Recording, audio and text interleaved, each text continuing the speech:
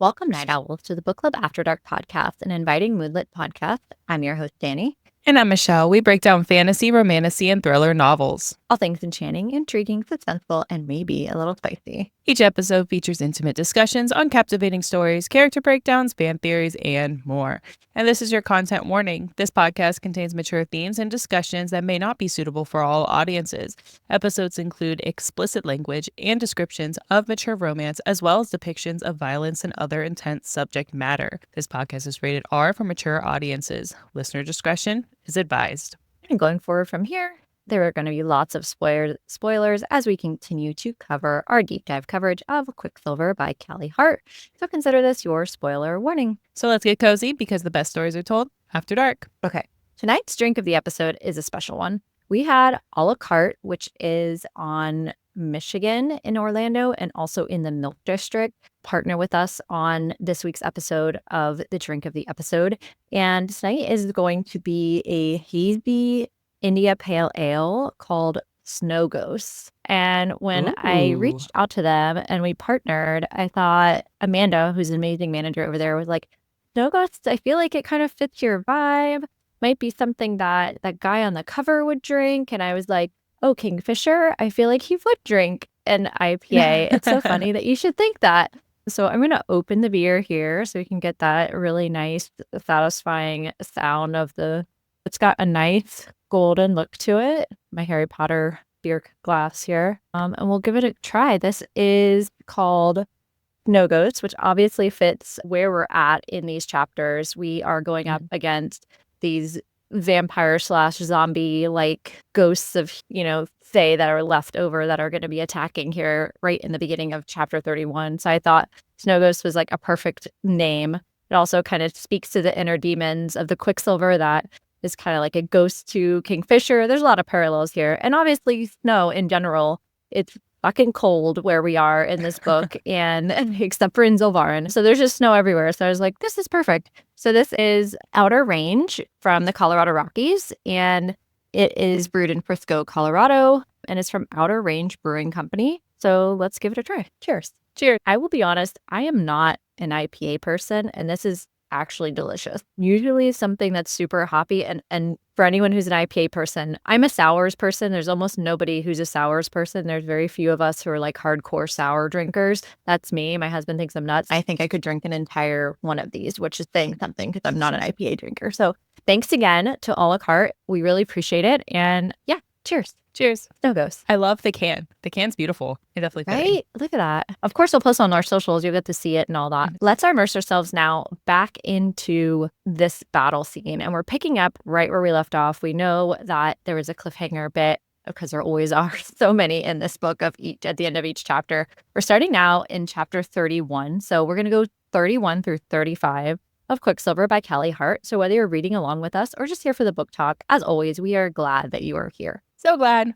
Chapter 31 is titled The Darn, and camp is in chaos right now as there are feeders lining up along the Darn, and there's a storm going. We're just getting pelted with frozen rain at this point in time, and vampires are just lining up on the edge. And the way I'm so excited for the TV series because we see the romance elements here. And we've talked about this a lot before, how there's so much horror. Yes.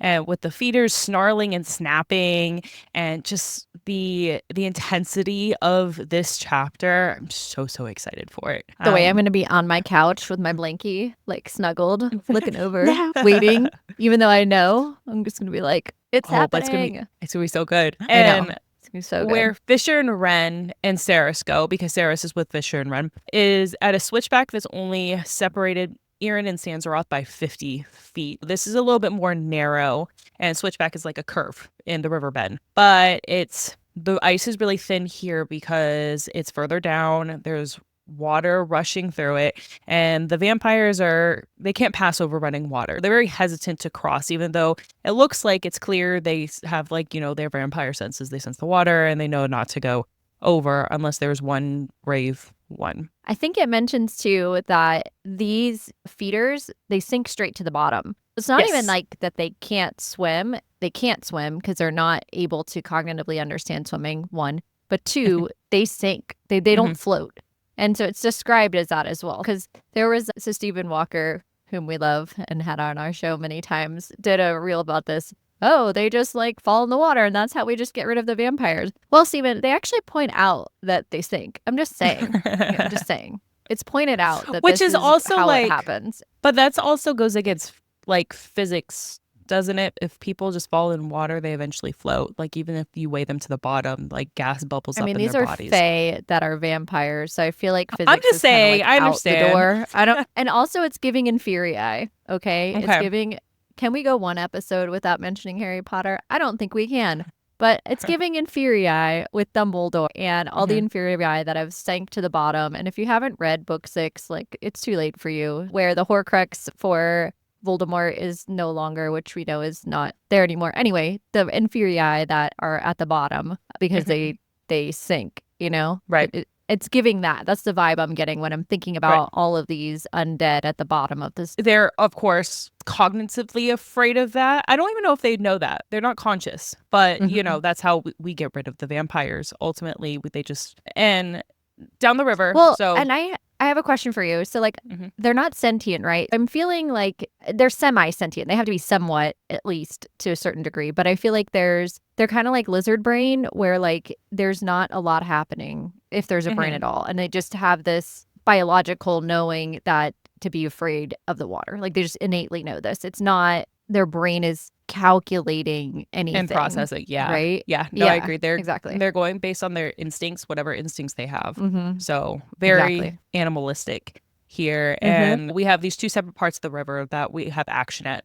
Down the river is where the massive horde is, and that's where most of the people are, or most of the fae are. And they break the ice. That means up the river, like soon it's gonna like splinter off, and you know they're gonna go away because they can't make it across the river once the ice starts breaking. But there's one ragged old man with half his jaw hanging loose, and he steps on to the ice in front of Saeris, and it's like so slow motion. And the visual of this, I cannot wait. To your point earlier, I literally cannot wait because I can see it so clearly in my mind. So I have like these 2 visions of it. One was like hyper realistic, and the other one was like Plants vs Zombies. Like, you know, when the zombie comes out, it's like just dragging jaws like hanging off. I forgot about Plants vs Zombies. Such an old school classic. I forgot about that. Yes. Right. But I was like, you know, it was dragging, and you're like, let me plant as many paws as possible. So that's what I was like thinking half the time of Plants vs Zombies. But this is like, although, like fucked no, up it's going to be hyper real. No, yeah. It's of course, for sure. Well, yeah, it's gonna be terrifying. The haggard old man isn't just it. There are other vampires. One that is a woman, then a boy, then what Saeris describes as a woman holding a baby doll, and then she pauses and realizes that's not a baby doll. That is an actual baby with hundreds of teeth marks all over it. And I'm just like, horrifying. What the fuck? So like it just keeps getting more grotesque, and the Plants vs Zombies like idea is gone at that point in time. But just there's so disintegrated. Like, there's so many gross elements, and it's so slow motion here because they are moving in slow motion, and you can feel the anxiety of Saeris and Ren literally watching them like, what the fuck? And Ren even describes them as hell. Like, this is hell. Welcome to hell, as they make their way until there are 20 vampires on the ice. Fisher can't do anything because the Sanzaroth and Erin are separated right down the darn. So they have to wait per battle, even though, you know, these are feeders. They have to wait until they cross into their territory before they can use magic. So Fisher can't just shove them off with his shadows, and Ren has some pretty badass magic too. I think it's important to note that it isn't just like we're choosing to be honorable. Like, their magic literally doesn't work at that border. It's non-functioning. Yep. It doesn't work. And this matters a lot when Everlane comes into the picture later. But this is where it's not, oh, we're so honorable that we're not using our magic here because there's a line of war. No, it literally is not functioning. It knows where the borders are, the magic of whatever is going on with this war. it's a very real line in the sand. And I think, too, going back to everything you've already stated at the beginning of this episode of talking about visuals, I think it'd be really cool to see Kingfisher's shadows like go up this line, because that's how I imagine it in my head, of it just like having a stopping point and visually just it doesn't go any further because it can't, and the magic just is done at this point. Because we also see later, we see Lorith try to get to Everlane, and his magic literally just hits that wall, that barrier, and shoots all the way up into the sky. So I think it's gonna be such a cool, badass thing to watch visually. Clearly, we're excited for this to hit the big screen. I don't know if anyone's noticed this, but I feel like that's the direction we're going. Like, will we have a screening party? I feel like we should. I'm just saying. Oh, just putting it out there. I'm just going to call it now. Premiere. We're having a party. I don't know how yet. Get your popcorn. Figure out logistics later. Yes. We will figure that out later. We need to do it. So as soon as the old man crosses the boundary, now he's in Erin, which means that the magic works. Fisher like sends like a shadow wind at him, and Ren has like light magic. Saeris only describes it as a blue orb, so I'm not entirely sure the description, like what the technical term of it is. But blue orb of light, he like shoots in the sky, and that like just catapults down into the ice and like shatters it everywhere. And as soon as the ice shatters, they're like, yeah, they're not going to make it across. They're all dead because they sink. But that I pictured, again, another movie reference, underneath the ice, you know, in Pirates of the Caribbean, where they have like the canoe over them and they're walking on the bottom. That's literally what I'm picturing. Obviously sans canoe because they don't need the canoe, but they're just walking along the bottom. So very Pirates of the Caribbean here. And they just pull themselves onto the bank, and they're like, well, fuck, what the fuck? Why this time do they survive? Did we give an explanation to that? Because I wasn't really sure of, or if you picked up on an explanation of why did they survive the bottom this time. I would guess that the current isn't enough to wash them away at this point, would be my thought, is that there are stragglers amongst some of them. Because the way I'm understanding the Darn is massive, right? It's this massive stretch where they're camped out. The switchback that they're on is not a massive stretch. They can feel the water underneath of it, but there can be a breach because the underneath there's ability for, if they've sunk into the bottom, like you said, they don't die, they're already dead. And if they haven't been moved all the way out of the way by the current or pushed down wherever they would go, they can just come back up, I would think, which is what they do. That was my understanding of it when I was reading it. Folks listening, if we had a different interpretation, that was what I thought. What did you think? I just went with it. Like, all right, maybe here for the vibes. Maybe because we had one of the lords there. Maybe there's some sort of like compelling he could do to, like, if those are like specifically his feeders, and you know, help them. Why not? A little bit. Yeah, that's what I was kind of leaning towards, because I just imagine like the current's probably just strong, but so I didn't really take into account the actual like science of currents. But yeah, I was just like, it's the Lord. Maybe not. Maybe we're just gonna write this in because we need extra drama in here, and I'm here for it anyways. So yeah. I'm gonna give Callie credit and say that's not what happened, because I feel like she's thought about this story for so long. I feel like how she wrote it was really intentional. So I think A or B of the answers we gave is probably correct, meaning either the science-y version or the magic-y version of some kind of compulsion. I think either of those could be valid. So there's this breach, right? So people are yelling, breach. The Fae are yelling, breach. You know, everybody on the side of the camp are yelling. And if you're listening to this in the audiobook, I cannot tell you how intense this is of hearing how these voice actors read this book. It's truly incredible, their ability to read this and listening through. You feel like you're there. So they're like, breach, breach, like far away. You can hear that they're like moving back from the mic to enunciate the different levels of where this word's coming from. Fisher gives Saeris a very clear, I wouldn't say command, but said, keep your promise and stay. Like, I agreed for you to come out here. Now you need to hold up your end of the bargain. So she says yes, she will stay. The Quicksilver and Solace starts to speak to Saeris. And so remember that Solace is Kingfisher's father's sword. Right? This is the sword that was pulled from the Quicksilver that called to Kingfisher to come get Sarah. This is a sword that was holding in place Madra's specific Quicksilver. When Saeris falls through, Saeris holds Solace. This is the first moment in the book that Solace actually speaks to her, and the Quicksilver itself says that it wants to join the fight.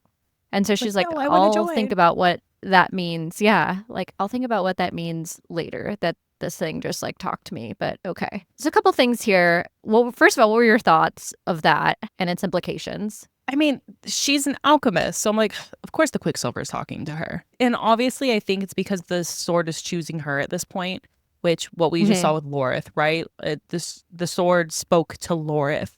So that's the Quicksilver choosing Lorith as his wielder. I think it's a very similar thing that's going on here, that Solace is choosing her as its wielder at this point. Did you think anything else? And I thought that too. They're crawling out of the water right at this point, and Solace is saying to her, I want to join the fight. Kingfisher has left to go to this other part that's clearly needs more help, where there's a breach, and they've all been yelling breach. There's bodies that are coming in.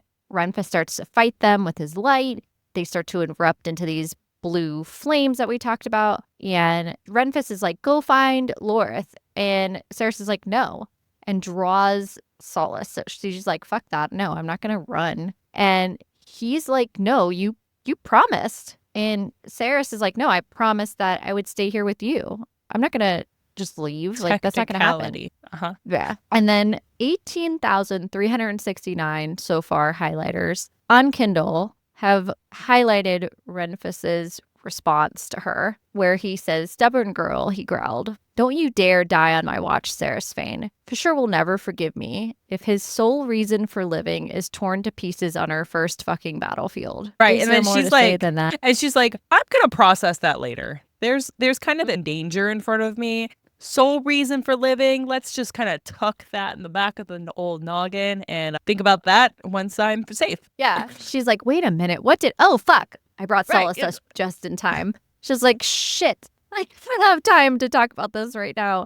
Again, I'm so much literally action. in battle. Yeah, so much action. Hey, there's this thing. Let's turn that way. Nope, we're not going to focus on that. Exactly. So vampire lunges for Saeris. She, just goes into full badass mode that we know that she can do because we've seen it in Zilvarin.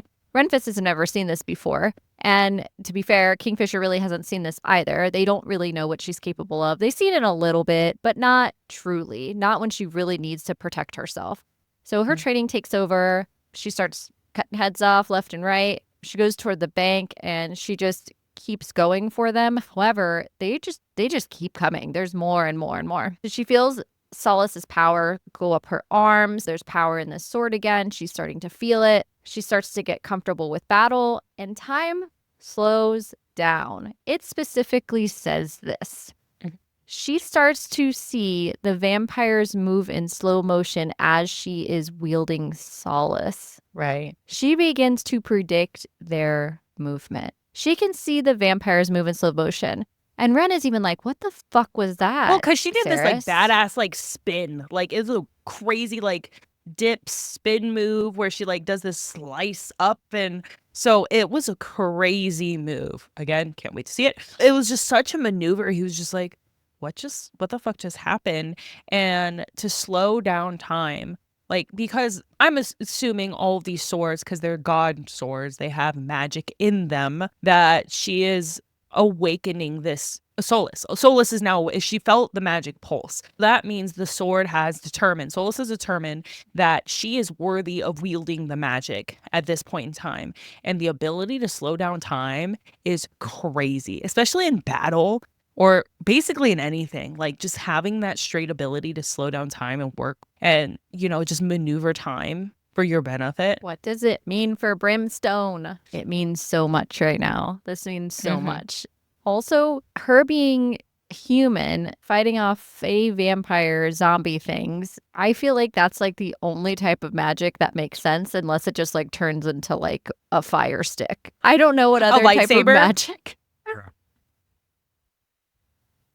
Yeah, I'm like, what else makes sense here? That makes the most sense for the magic to to be that. They become Jedis. We know too that, right? We also know too that the magic is decided upon by the Quicksilver to a certain extent based on the wielder. So we don't know if it comes as a time of need or what. We don't know like the driver of what that is, but I definitely agree with you. That was a key indicator of the sword using its magic for her and it calling to her specifically. And it's kind of glazed over. The chapter, she's just like, okay, that just happened. Just like everything else. She's just like, okay, that just happened too. Well, and I guess that's kind of true to battle, like any sort of war. Things happen and you just have to keep moving because you're trying to survive at that point in time. And Survival they're mode, always yep. in this survival mode because they are not promised the next day. They're not promised the next hour. So they have to always be in this high functioning, high alert mode that just keeps going and going and going. So after Fisher appeared, Ren called out because Fisher's like, "Are you okay?" Checking in on her. And Ren says, "She's been kicking ass, brother. She wields Solace almost as well as your father did." So I wonder if they knew what Solace's power was before. Because Lorith's sword, that's a completely new sword. So whatever sword Danya could have wielded, which she didn't wield at all because the god swords have been dormant for so long, is likely different. So I wonder if its power was similar to what his father could have used, or if it's completely new because it's a different wielder. So we know he to your had point. the illusion, Mm-hmm. and now we know maybe he had this ability to slow time, Mm-hmm. or he had his own magic. Right. Callie Hart, if we ever get to interview this is going to be one of our questions for sure. For sure. Do you think that comment further emphasizes that he's dead, especially being that he's apart from his sword? Because No, I feel 'cause he's like if been the apart from sword's Solace. dormant, yeah, and I also feel like if the sword has been dormant, it's not gonna wield that magic anyway. So Right, I it's feel not. like there's no doesn't necessarily It's not mean he's like not alive. it's not like a soul connection from. It's not like in Fourth Wing, the riders and their dragons, right? So it's a weapon and it can be wielded, but if they don't have it, or to your point, if it's dormant, it doesn't kill them. It just doesn't help them in a way. So, and Solace has been stuck in the Quicksilver a long, long time. I think he's still alive. He's just living without it. A bright light goes across the sky. The angel's breath power from Lorith, speaking of god swords and specific power. This power is badass because what it does right here is it literally just like clears all the vampires. Well, bam, just one of his sword, and Lorith is just like... Well, the angel's breath is pure holy power, and the only thing that can kill evil is purity. I'm thinking like holy water, you just sprinkle that on some vampires. So this is just like, holy fire. Angel's breath? Yep, holy fire just kind of blazing down on them. So this is their lightsaber goes just... But it's like in a out. wave. It just like takes, it just takes everybody out. Badass. I love Lorith. Yeah, I do too. He's the best. And so they're all chanting, Lorith of the Broken Spires, Lorith of the Darn. And so everyone's super excited. And then we see across the river Everlane. And she's flanked by at least 100 vampires. And this is where we meet Taladeus. Chapter 32 is titled Taladeus because that is who we are now being introduced to. So Everlane's face is covered in panic. And Fisher immediately moves to cross the river, and Renfis is stopping him, telling him to think. That is what they want. Or Everlane wouldn't just be sitting there. She's bait at this point in time, and something's holding the vampires back. Everlane's even calling out to them to stop and stay where they are. She's fine. Everything's fine. Do not cross the river. And Ren yelled for her. Come on, you cross the river then. We'll get you in the middle. Once you make it to the water, they can't get you. And then she's like, I can't. And Fisher realizes her neck. And she has a thin band of gold that was engraved with a pattern attached with a gold chain, which is kind of held taut at that point in time. And this is where we meet Taladeus. So he's tall, with luminous skin, cropped blonde hair, and Saeris could immediately feel his power. Yes, very Draco. And his power is just illuminating from it. And the way Taladeus is he is such a Malfoy because he's my father will hear about this. And you don't want to mess with Malcolm. And it was very much my father will hear for this. So, but also kind of hot. Not that part, but just the way he's described. And I kind of felt bad for him. I kind of pitied him in the sense that that's all he's known is that life, sort of. I don't Not pity being him like a because he villain ultimately sympathizer, but But he a ultimately little bit. chooses that. The Lords choose that path. Like Malcolm allows it and the Lords choose that path because the ultimate end is being a feeder, right? So I would obviously choose being a Lord over being a feeder because feeders ultimately die. Yeah, but how do we know that? There's questions there. There We'll are come back because to you that. don't know if they were stolen, right? So Taladeus is a sarcastic asshole and he is very attractive. I feel like vampires should be attractive. At least that's all how they're always described in like literature. If you go back to Dracula, vampires are attractive and seductive. He congratulates Twilight. Fisher. He's like, oh, we're talking about like actual vampires that don't just sparkle, but it's okay. Hey, why can't they be actual vampires? I'm just talking about Bram Stoker from the original. Like historically, vampires are attractive. Got it. But yes, Twilight also means that they are attractive and sparkly and shiny. So Taladeus, he's like, good job, Fisher. You got a god sword. Then he asks Fisher to join him in Everlane for the bottle of red that he so likes in the dining room. So again, this is hints at the trauma that Fisher had experienced. And obviously he had either part in it, witnessed it, whatever sick, twisted thing Malcolm did to him when he was there. He knows of it. It further emphasizes my point from last episode that it's trying to undermine his power in ruling his army and undermine where Kingfisher has been. So there's malicious intent all soaked within it. He's just a dick. He's not a nice person. No, not nice is a very nice way to put it. He says he's not going to hurt Everlane. That's not his intent at all. Malcolm might, since he lost his most valuable prize, meaning Kingfisher's his most valuable prize. And ultimately, they realize Malcolm's one that bit her. And this is where we realize she has a timeline that she was bitten 12 hours ago. And Malcolm is making his way north with his horde. And he is expecting Fisher to meet him there. And not just solo this time, because now he knows that he has an alchemist. He expects Saeris to go with him. If Fisher isn't there, Malcolm will torture Everlane and Amentraeth. And since Fisher knows of this torture, he just feels so defeated because he knows there's not a lot he can do. And Renfis, he's also like, he drops down to the ground. He's just like, his head's hanging because he's like, shit. Like she's lost. And Lorth, like it's really interesting because you see the three different ways that these three warriors grieve, because essentially that's what they're doing. They're grieving her. Lorth becomes angry and starts like throwing his angel's breath and was like, no, let's get her. And Renfis shuts down and breaks down. And then we have Fisher, who begins to disassociate. Like he, of course, he's battling the Quicksilver in his head, but he physically shuts down. I just wonder, has he started to decide already? Because he will not give Saeris to Malcolm. That's not happening. And he also doesn't want her to know the gravity of the situation because he can't tell her either. Can't tell her where he's been because of the oath. Our poor man is really going through it. And he has been chapter by chapter for a while now. He really has been going through it. It's a tough spot for him.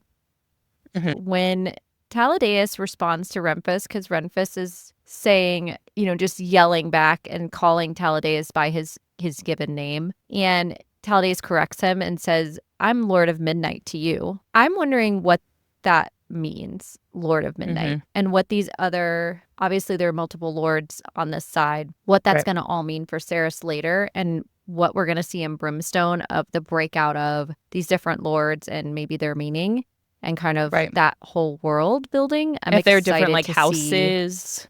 and like what that's all estates, what that's all broken up into. I'd be curious to see. It's so quick, this comment that I'm Lord of Midnight to you. It's literally one sentence and it's never brought up again. So I'm curious to see like where Lord of Midnight sleeps at night. Does he have a castle? Like what is the whole deal on that side of the Darn? What's happening there? But that brings us to chapter 33, titled Blood in Thanks. Lorith is pissed.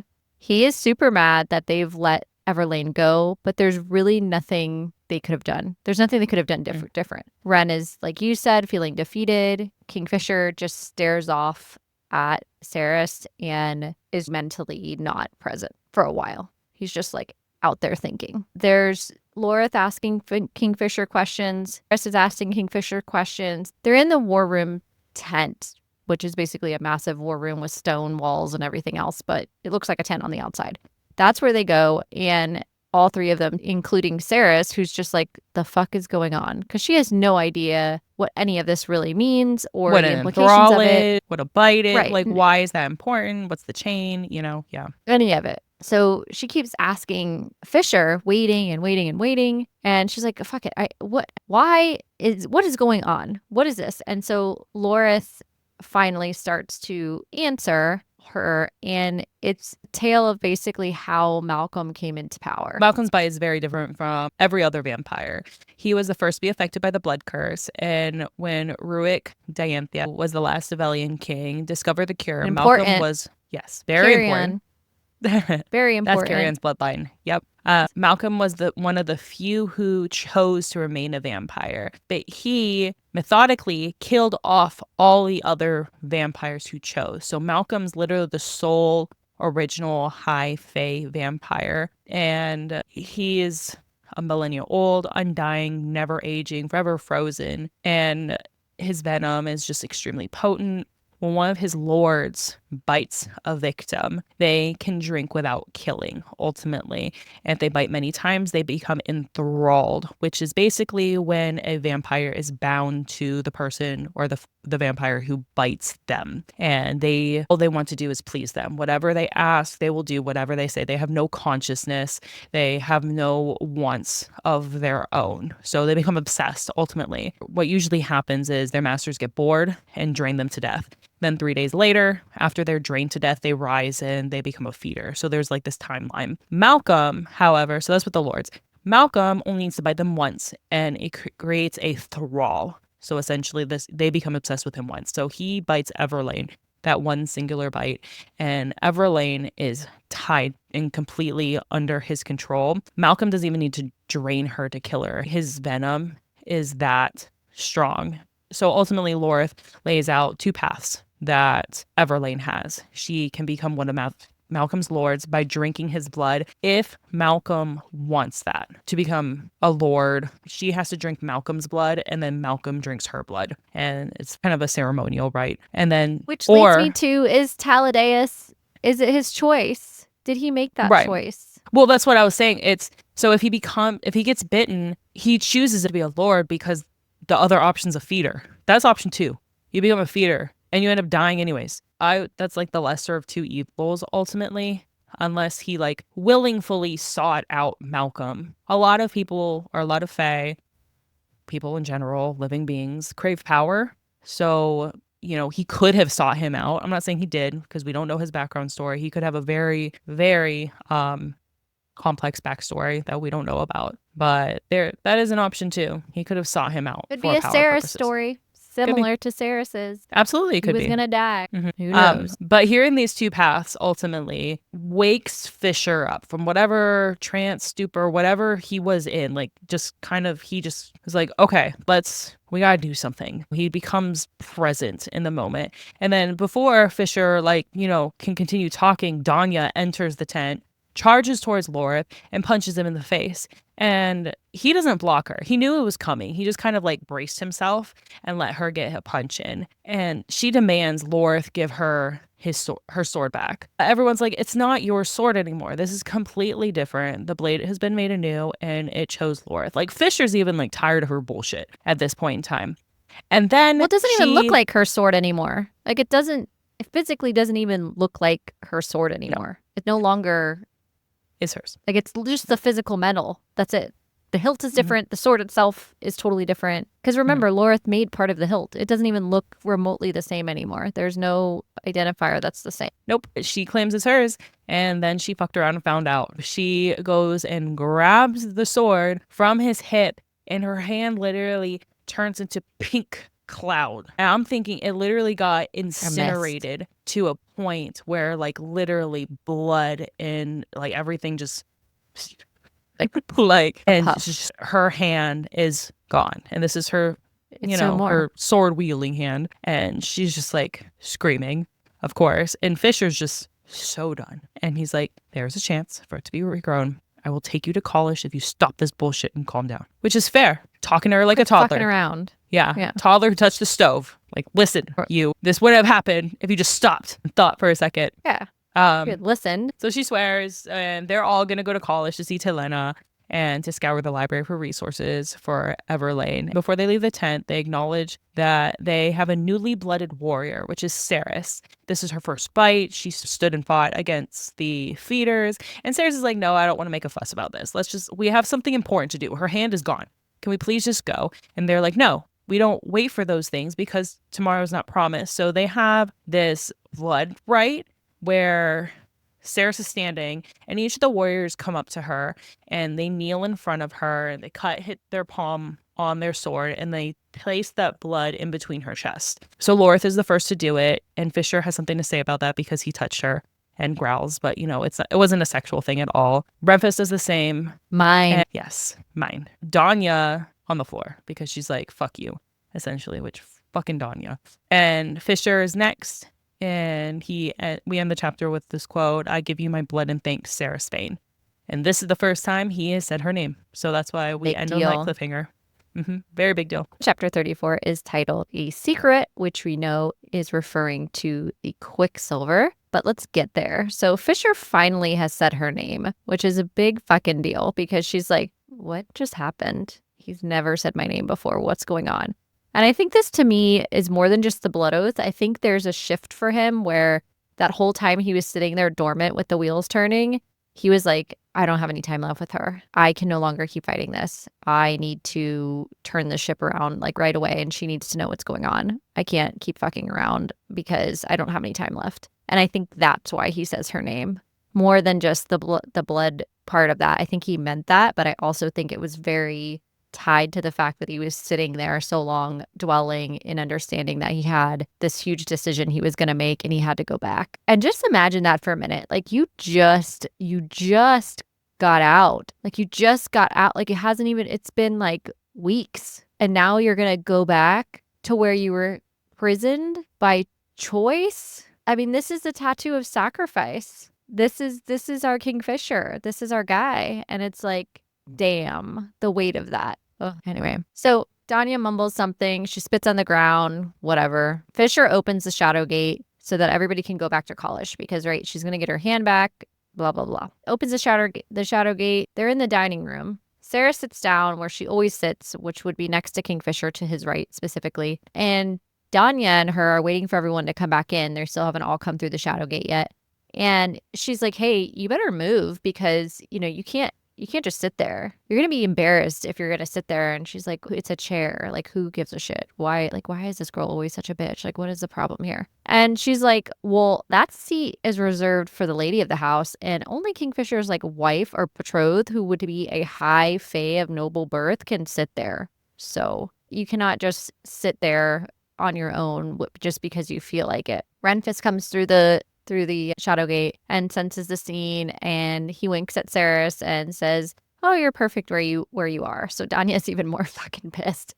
She's really pissed now, and she doesn't see Fisher come through the gate, shocking with the shadows, but she feels him all of a sudden right behind her. So Danya continues to say, oh yeah, everybody in the camp can smell you on each other, but, you can't be serious. You can't really be serious, Fisher, about her sitting here. Saeris in her mind's eye is saying, oh, this is where he's going to be, a dick about it and, make a silly comment or say something that just belittles what's going on between us. And this is the first time that he doesn't. And he says, it's really none of your business what's going on in my personal life. And Renfis also steps up and is like, who are you to say that him and her don't belong together? She's the most powerful alchemist we've ever seen. Who are you to say that they wouldn't be a good match? And then Carrion walks in with this fucking plant. Emotional support plant. And I'm here for it. Yeah. Lorith comes through with Carrion, and he's holding a plant. And everybody forgot about Carrion, because where the fuck has he been, right? He's been sleeping. He slept through the whole battle up on the mountain by the forge.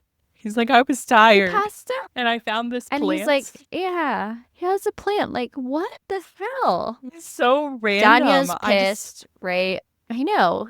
He's like, well, it was the only living thing, and it was still green. It was the only green thing. And like, I just wanted it. So I took it. Took it. Like, what It's like my tent needed is going on? some livening up. He's over here like good housekeeping and shit. Like, what is Carrion? What are you doing? Oh my gosh. So Danya at this point's losing so much blood, right? Because her fucking hand is chopped off. And she's all pissed off. And she all of a sudden passes out. Lorth catches her. And he's just like, ugh.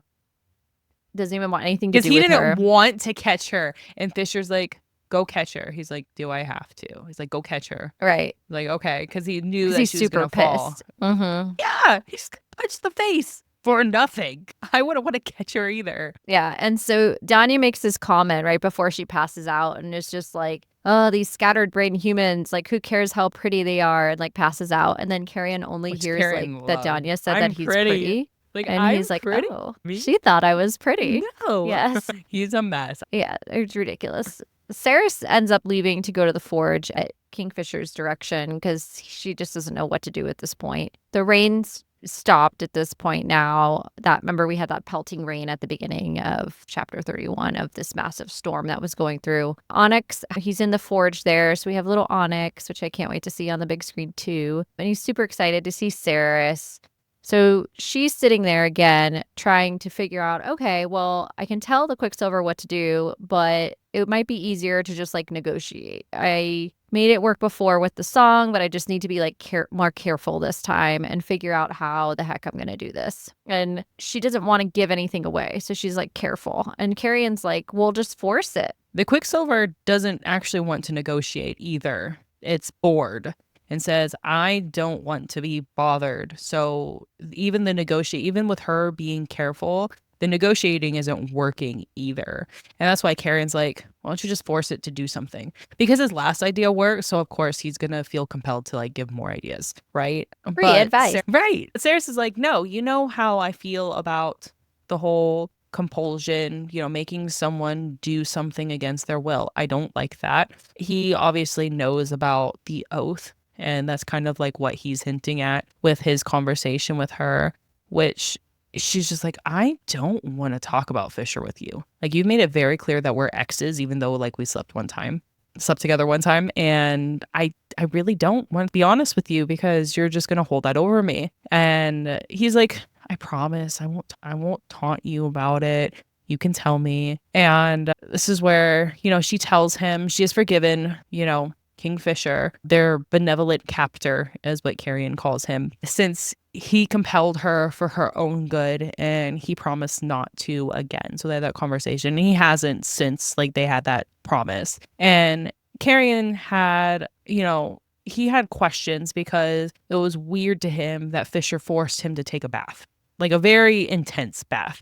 And he had asked the water sprites, like, the details of his bath, and the water sprites essentially said like, oh, people who sleep together or have like multiple partners usually have these types of baths because they want to like rub the scent off of someone else before they bed someone. So Carrion kind of was suspicious anyways, or kind of knew that's why Fisher wanted him to have a bath, and he's just kind of been playing dumb this whole time and taunting him, knowing like that's why he doesn't like Carrion, is because he had Saeris first. So he's kind of an asshole for that, but he hates him. Mm-hmm. But Saeris is like, you know what? That's his secret. I don't want to pry. But then this is when the Quicksilver's like, ooh, a secret.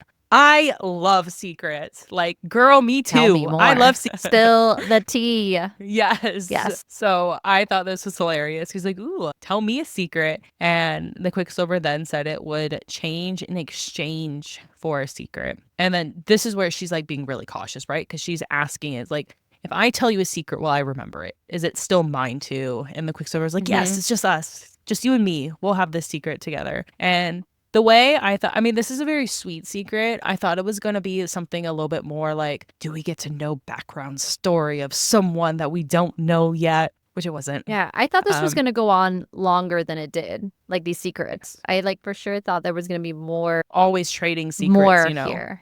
Right. Mm-hmm. But that didn't happen. But she gives a secret that isn't so much of a secret to the rest of us, but it's still something she hasn't really verbalized. And it's, I don't want to go back to Sylvan anymore. And she Girl, why said would you? she wants, yeah, right. Hello. She wants to go get Hayden and Elroy and then just bring him back there to College. And the Quicksilver is saying that they like the secret and she needs to save him. And she's like, yeah, I need to save Hayden. And he's like, they're like, no, Fisher, you need to save King Fisher, save the gates. And then she's like, what? No, like, what do you mean? He's fine. He's in the other room. What are you talking about? And it just doesn't elaborate. And then it's like, okay, you're gonna give me your blood now. And she's like, oh, great. Okay, a droplet of blood. Okay, here we go. Droplet of blood under the crucible, and the Quicksilver declares that we are complete. And she's just like, gosh, I gotta keep giving this thing my blood. Yeah. Which Carrion, like, or she literally like pokes her finger and squeezes, and Carrion's like, I go to the other room. Yeah. It's like, you can't. Seriously. I'm sorry. This is where you draw the line. A droplet of blood from her finger. That's what we can't do here, sir. He literally doesn't So bathe I'm for just 3 not- months. But yeah, we just can't handle a little tiny droplet of I'm blood. just not good Ridiculous. with blood. He's too much. So- He's So extra. Very stupid. extra. Yes. Oh my God. Saeris asked the Quicksilver again, like, once it's like, we are complete, like, what do you mean Kingfisher safe? But it's like gone completely quiet. And this is where she slips the ring on, and then all of a sudden, like, the lights of the forge like dim. Anarath Moore just starts chanting from the ring in a roar. Release and us. it's like dark. And then she tears off the ring, lights come back on. Really like horror spooky scene. And this is where Telena was just standing in the doorway. Technically she's still inside of College, because remember, this doorway is like kind of like a teleport outside of College, so Saeris doesn't blow up the whole place. And she was just coming to see how Saeris was doing, asked if she had any cuts, just to check up on her. And Carrion jumped up because he's a shameless flirt. And really he's is. just like, oh, you're just so beautiful today. I hope you came to tell me you second guessed on my dinner invite. And this is where she's laughing, is very lighthearted. And this is where she's like, no, I'm happily mated and married. And he doesn't really like sharing. No, thank you. And then he makes a comment like, well, maybe it could be the three of us, Like, Yeah. can we just relax, sir? I know. He has no, Mhm. he has No absolutely no shame whatsoever. No shame. No. He's like, oh, three's a party. I'm invited. Yes, I will go. Clearly that was an invitation to their bed. Yes, exactly. She's like, no. And Saeris is like, hey, you have some tattoos on your hands. Like, what are those?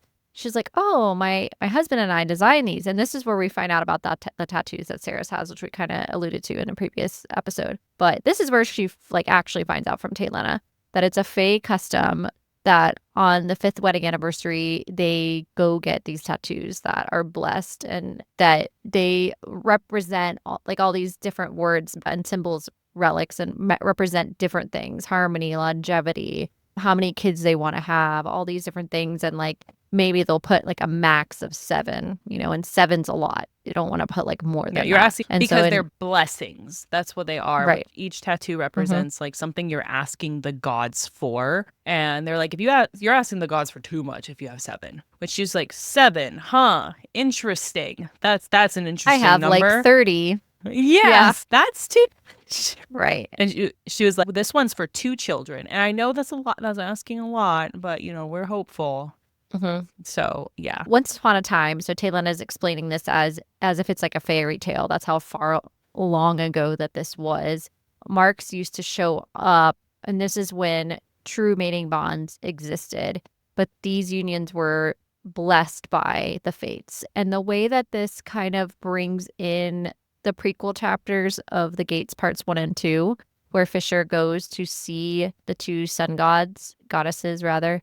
This is all tied to this. So the script is also not just from stories. It's called a god binding. So this is where Saeris asks her specifically, oh, well, what if you have like words around your wrists? What if you have like markings like in a bracelet type thing around your wrist? And she's like, oh, that's not like a thing. No, you wouldn't get that tattooed. You don't do that, because those are like definitely out of the storybooks, and they're like the lovers of fairy tales that always suffered and one died. So it was like a Very terrible... Romeo and Juliet. Right. Yes. And then Jenna's like, oh, yeah, Fisher's waiting for you, by the way. Because Saeris is like, oh, have you seen Fisher? And she's like, yeah, he's he said that he's waiting for you in his room. So Saeris is like, all right, well, I am out of here. And that's when chapter 34 ends, We're gonna which go have brings a us to chat. chapter 35, titled Oracle for Fisher's Mom.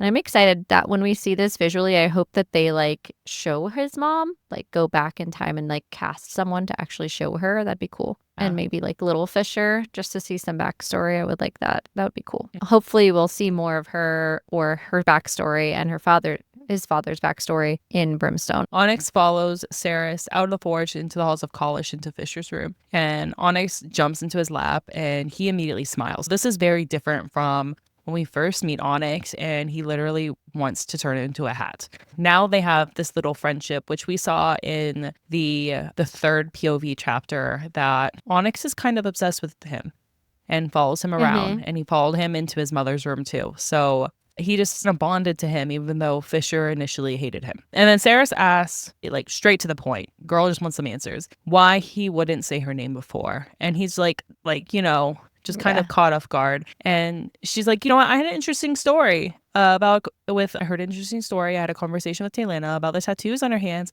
and how they talked about God bindings. And he's like, fuck. So this is like when, like, you know, you're arguing with your spouse or with your significant other. They're like, you know, funny story. And you know what's following is like not a funny story at all. Like you're about to get chewed out, which is what is happening here. She's like, so I have this information that you didn't tell me. And he asks again why he wouldn't say her name. And he starts kind of pouring out his heart. He's like, at first it's because he hated what she represented, which is weakness and vulnerability. And then she argues like, I'm not weakness and vulnerability. He's like, no, myself. This is like, you represent that in myself. He's known for centuries that she was going to show up and change everything. And she is the chink in his armor. Like, and especially when he saw that she was a human, that he knew that this whole world will tear her apart and tear her away from him. And that will be her downfall or his downfall. And then he goes into the explanation of the Oshalith and how, you know, at first when he was talking about the Oshalith, he was being cruel, intentionally being cruel. But now he goes into like the true story, and the Oshalith hatch once in most Fae lifetimes, far beyond the Aegean Sky. So Aegean Sky, that's where the gates part 1 and 2 are. So this is far super beyond north. that. Yeah. And this is where the dragons used to live. And once in 1,000 years, the howling wind just drops a little bit and signals the coming of the Oshalith. The bravest go to the valley where they hatch because it's frigid, freezing cold. You can't take a horse up there. You have to walk the whole way. And the Fae who go there, the bravest that go there, they go to give the Oshalith whatever warmth they can with their bodies and guard their cocoons. And it takes them 12 hours to break out of those cocoons. I'm imagining because they're probably so rock solid because it's so freezing It's cold. that they have to be like solid, like really hard to get through. When they're the most beautiful experience a person can have because they glow blue and silver and they have music that's capable of healing. And this is beyond their comprehension because how can a butterfly produce its own music? But it does. And they mate, they lay their eggs, and then they dance. And the warriors watch them and try to protect them as they dance. And the name ultimately means most sacred. And this breaks Saeris because she hated this name because she thought it was a stupid pet name. But really, this was the truest name he could give her because she is most sacred to him. And he didn't, you know, of course he's being an asshole while he's saying it. So she thought it was, you know, she's not understanding. Those really just, I don't know. It really solidified how long that he has really had feelings for her, Saeris, because this is like from the beginning. And then he goes into the names hold power aspect, which is really important in this story. There are names, true names that people only share with their mothers. We don't know his name yet. And he's not giving the name right now. But names hold power here. And oftentimes mothers will use the name of their son for power and for an advantage. So, and this is where we get the very ending of the Gates Part 2, where his mother says, keep your name near and dear to you. Like, don't tell anyone what your name is. So he called her Osha because it ultimately meant more to him than And it her wasn't own her name. name because he like makes this comment, everyone knows your name. It doesn't make it like precious anymore. And this was my name for you. This was mine. And like main names have power. They hold power here and it's important. Saeris breaks down and is sobbing uncontrollably at this point. And then he just tells her while this is happening, acknowledges this. She's like leaning against his dresser at this point, just like crying. And he kind of takes this opportunity to tell her all about his mother and that she was an oracle, which we know later why Belicon wanted her, because he wanted to use her, of course, because that's all he does. And she wrote about Saeris and gave him a journal whenever she realized that she was not going to be around. So she knew what was going to happen to her, and she knew that she wasn't going to be able to be there for Kingfisher. So she wrote this whole journal out for him to encourage him this whole time, and he's been carrying it with him. So it's kept him going through all of what he's been through. And this question of how did he do it? How was he able to have the mental fortitude to go through what he went through? This is the reason. His mother was the driving factor, and she prepared him ahead of time for, hey, you will have these things. You have to make it through these hard times. And hard times is like the most massive understatement of what that really truly means. His mother said that whenever he needs Saeris the most, that she would arrive. The quote would be, "You'd be blazing into my life like a meteorite, riding on a wave of chaos that would turn my whole world upside down. That you'd shine so brilliantly that you'd light up hell itself and guide me out of the darkness. And she had no idea what your name would be, just that you'd have dark hair and a beautiful smile, and that I would love you with a fierceness despite myself." So this idea that you'd guide me out of the darkness is true, because he falls through the Quicksilver out of the labyrinth to get to her. So literally coming out of hell, his version of hell, and brings him to her. She had drew Sarah but missed a small detail, foreshadowing. In the drawing, she's Fae. When Fisher saw that she was human, he wanted to leave her in Zilvarin, because he's like, she's not going to survive here, or bringing her back through to Eva. But he couldn't, because she was going to die. So he didn't have a choice. So he had to bring her back anyway. So at this point, Saeris is just like sobbing, kind of in and out. Yeah, like just there's a lot of information that she's finally figuring out here at this moment. And the way I'm just thinking to myself, especially on a second read, of like, Fisher, you are just setting this girl up. You're just so mean for what you're about to do. But also I get it. Saeris again asks about the tattoos, wanting to understand, and he's like, no, my mom never said anything about a mating bond, and they haven't existed in so long that she wouldn't know that. But he did see them appear overnight, and he was terrified of it because he knew that they represented like tragedy historically. This is what they've been known for. Is there a possibility that that might not be the end of a fairy tale? Because we know that fairy tales are kind of like telephone. They get told and told over time, right? And then they kind of morph into these different stories.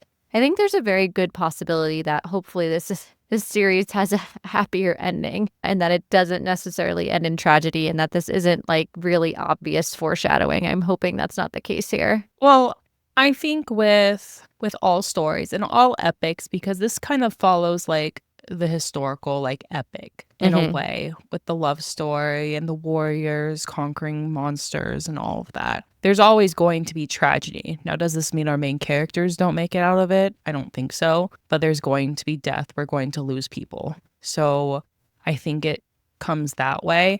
But here he's talking about how most like love stories, they're tragic and that someone dies. So, I mean, earlier I referenced Shakespeare and Romeo and Juliet, but basically all of Shakespeare's love stories, tragedies. Someone dies ultimately, if not all of them die. Who dies in Brimstone? So if she follows what a lot of authors do and they take away the character that is most well-rounded, that does not have growing left to do, I think Lorith will die. I was going to say the same thing, because we know that Kingfisher has given part of his soul to Lorith. And that doesn't do anything to Fisher. No. If anything, it benefits Fisher if Lorith dies. And he has the God Sword now. He is the perfect character, the companion. He's thoughtful, Beloved. He's strong. He already has his character arc. Like, his character arc technically was completed. So, no, I want Lorith to find a mate. Right. But that doesn't necessarily also mean, you know, that their character arc is complete with a mate. Like Renfis. Renfis isn't complete just because Everlane. Because he's emotionally tied to Everlane. So Agreed. he has more to do. And Carrion, he still has a whole fucking, you know, kingdom to figure out. If Danya goes, I mean, so I hope you're wrong. I truly, truly hope that you're wrong for that. right. But I But also authors love to do don't that. disagree with They torture you. us. Yeah, I know. They take who I we love know. most. I know. So yeah, not saying we want that. Callie Hart, if you hear this. Right. No, Please keep it. we're not saying that at all. It's a prediction. Fisher starts to emphasize to her at this point. This is where you see like what he's been ruminating on. Fisher emphasizes now how unwell he is, that the relics are slowly starting to not work, the ones that his mother's left him, and that these were warded with spells by witches, and that he doesn't want to bond her to him with these relics fading. Like, basically, I've made this decision for you. And Fisher's saying he wants to reject the bond for her own good, but he couldn't. He allowed the waiting period to start, which he researched. This is what he's been researching. So whenever she bursts into the camp before in like his tent and he had all these books out, he was researching the mating bond. He was trying to figure out what's going on with the mating bond. He's been trying to figure this out for a while since he's known about it, since she came into the picture. So for a while now, for weeks, been researching it. And he tells her, like, I've been in the library, I've been researching it and keep finding out what I can. This is where I learned about this waiting period. It's about a month. You know, the cycles of the moon, you have the time to figure out if you want to reject or accept the bond. And she's fucking pissed. Oh, great. You figured it out. I'm glad you figured out my life. I'm glad you decided what my next moves are. Thank you for that. I appreciate that. He's like, what do you mean? Why are you so mad at me? Yeah. And then he's like, okay, so then we're going to get Everlane and you'll make the relics and you'll just go home. And I'm not going to accept the bond. I've made this decision because I'm not going to like make you, I'm flawed. Like, I'm dying. I don't want you to be stuck with me, basically. And Saeris is like, what the fuck? So she like leaves because she's so pissed off, and she leaves to go sleep. She tries to go sleep first where and her had slept before, like in that big room. And Carrion's snoring so loudly that she's like, oh, fuck. And like moves to the living room and sleeps on this like day bed couch thing in the living room. And in the morning, she's just like, I'm going to find everything I possibly can to save Everlane and Fisher. She emphasizes before she leaves to Fisher, like, you're just going to die. Like, you're just going to like, what? You're just going to die. And, you know, you're just going to accept defeat. Also, like, how are you going to die? What do you mean? Like, you're dying. You're just going to make a decision. Like, and he's like, oh, Ren will help me. Like, you're going to have your friend help you kill yourself. And like, what about Laura? Remember, we just talked about how Laura tied a part of like, what are you going to do there? Because Laura already said he'll kill himself the second that you leave. Right. He's and not he going was to let like, you just like hang out for perpetuity in a place while he's living. Like, we're not doing that. So he's going to kill himself. And he's like, oh no, I'll just tell him that I'm like off in another realm, like on vacation or something. And she's like, you really think that's going to work? Like, that's all. Like, such a half-assed plan. What are you even saying? And then he was just like, he told you? Wow, we're just telling people everything these days because that's a secret. It's like, you're mad at that? That's what we're mad about? But yeah. We're not mad about trying to having Ren try to help you off yourself. Like, you can't. Yeah, we're she's just so pissed. She's like, ourselves. I can't even talk to you right now. No, I can't. And she says in the last line, because I don't just throw my hands up and accept defeat when things get hard. I'm honestly shocked to learn that you do. Just fair. Yeah, just fucking pissed. I don't blame her. Yep. Don't blame her. All right, now it's time for our mystery Q&A. These questions have not been shared with either of us prior to asking. So this episode, we've talked a lot about the tattoos. If you were to get a tattoo, what would you get? So I already have tattoos, but if I was going to get another tattoo, are we saying bookish or just like in general? In general. Definitely, yes, I would get another one. I've actually been thinking about getting another one. I'm going to ask a question back, which is not part of Mystery Q&A, but just in general, would you go get like a bookish tattoo? Yeah, I would. I definitely would. I like tattoos. I've never disliked them, but I totally would. I have some ideas of what I would get. So I guess trigger warning, loss, grief. Yeah. I coincidentally, since we're talking about tattoos, my grandmother and I were going to get tattoos together and it just never ended up happening. And she wanted a butterfly on her ankle, which I think is funny because we're talking about OSHA. And I think it'd be really cool and kind of slightly bookish to like meet in the middle and get something, because it'd be symbolic of like book club after dark too, because we covered Quicksilver. But I think it'd be cool to have like a dual meaning bookish slash for my grandma, like little OSHA tattoo, like a little symbolic little butterfly. I don't know if I would Oh, get it on my cute. ankle, but I think that would be cool. So I would definitely go get something. I love different like really cool placement tattoos of like where they're at. All right, so would you? I guess I kind of already asked you that question. And what would you get? I would. I definitely would. I have to think about it a lot of what I would get. Like, I don't want to get something just as like, like a piece of chocolate cake, or a good old Garrick. Yeah. But I would probably get something that has to do with family as well.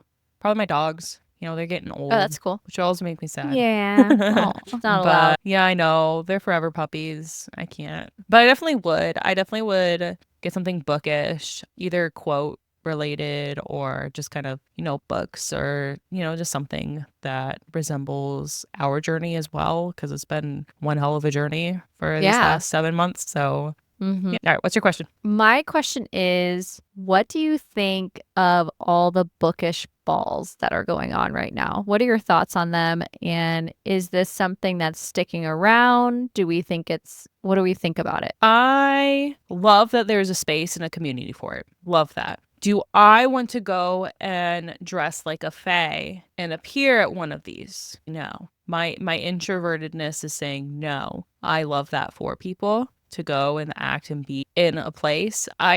But it's a lot. Like, we went to Authentic Books and did their murder mystery, right? And we had to like act. That was a lot of energy.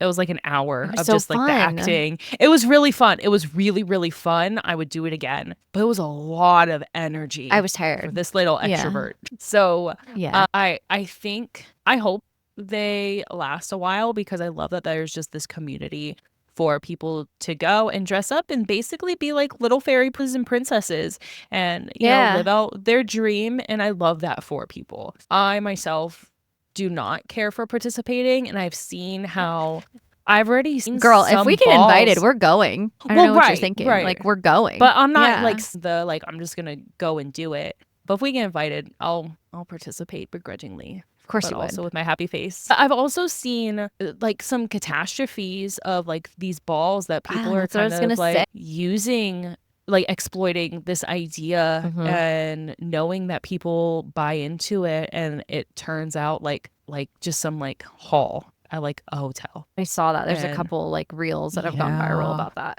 And that's sad that, Mhm. this is just something fun that people do, and people this are just going to exploit. It shows that people are just going to exploit anything. And I'm not saying Yeah. I can't imagine how difficult it is to orchestrate one of these balls. I cannot imagine. But have a flop like that, it seems a little bit less like things didn't work out and a little more of a we're going to exploit this idea. So, but yeah, what about you? I like this idea that it kind of is like a promish do-over to a certain point. Like, where do you get to like dress up and go to a dance anymore? Right, I don't unless know. someone's Like, getting the clubs married these or whatever. days are not. Yeah, Yeah, what's a and like the club? clubs these days Ugh. are not right. And then so there's no. So I think the camaraderie of knowing that you're surrounded by people that enjoy a hobby that you do is really fun.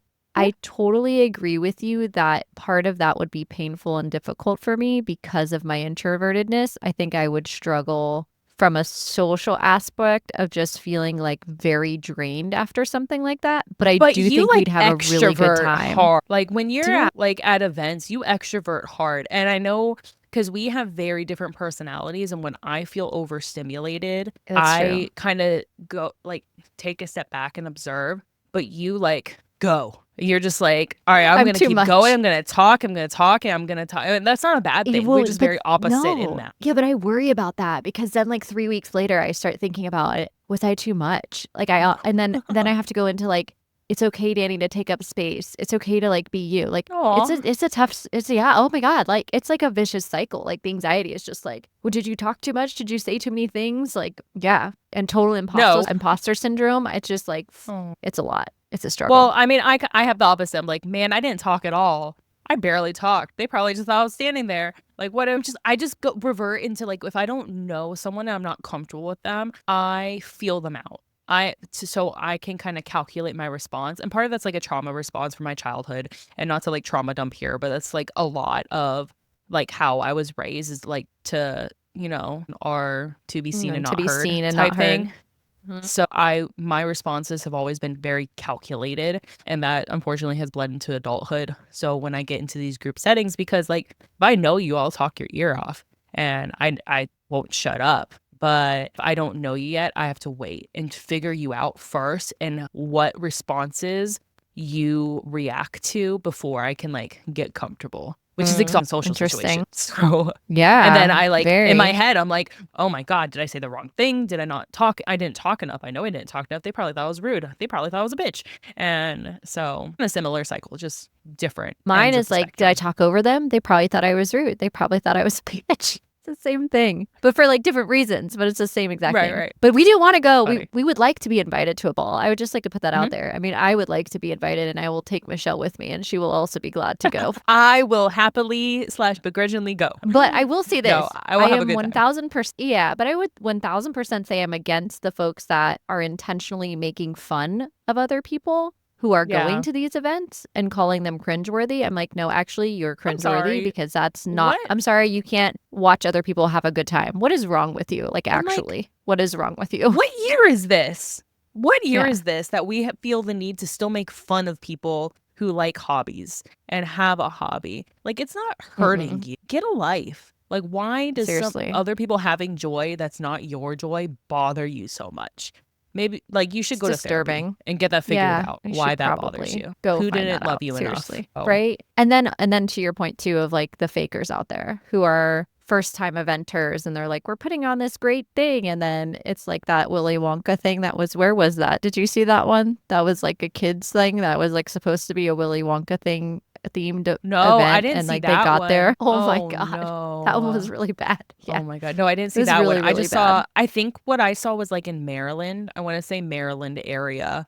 It was supposed to be like this fairy ball, and like so many people showed up, and it was just like a bunch of like long tables in this convention center. There were no decorations. The author was pissed that was invited. So, Oh my gosh. Yeah. And imagine like yeah. all these people took all this time off, got babysitters, So much money. went to dinner, paid for dresses, bought tickets. Yeah. Yeah. It's just not cool. All right. Before we wrap up, let's talk about what's coming up next on Book Club After Dark. Next week, we're going to continue our deep dive and we're going to dive into chapters 36 through 40 of Quicksilver by Callie Hart. So hit that subscribe button to hear more of our exciting book talk, and we're looking forward to continuing to dissect this novel with you. And don't forget, we want to hear from you. If you have thoughts on Quicksilver or suggestions for future reads, drop a comment below or message on one of our social media platforms at Book Club After Dark Pod. Show us your fan art, theories, or anything bookish you'd like to share. You can also visit our website, bookclubafterdark.co, to stay up to date on our cozy content and check out our merch. I said co on purpose because we've gotten so many folks who are like, I don't know where your website is. And I'm like, it's